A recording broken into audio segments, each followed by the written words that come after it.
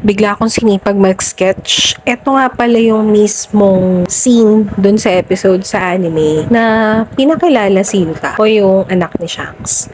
Nakaka-amaze lang, no? Ang daming nadadagdag dun sa story. So, may excite ka talaga kasi marami ka pang aabangan. Niisip ko lang din, sana umabot sa mga episodes na to sa live action. Na-excite ako sa mga bagong characters din na may kita pa natin eh.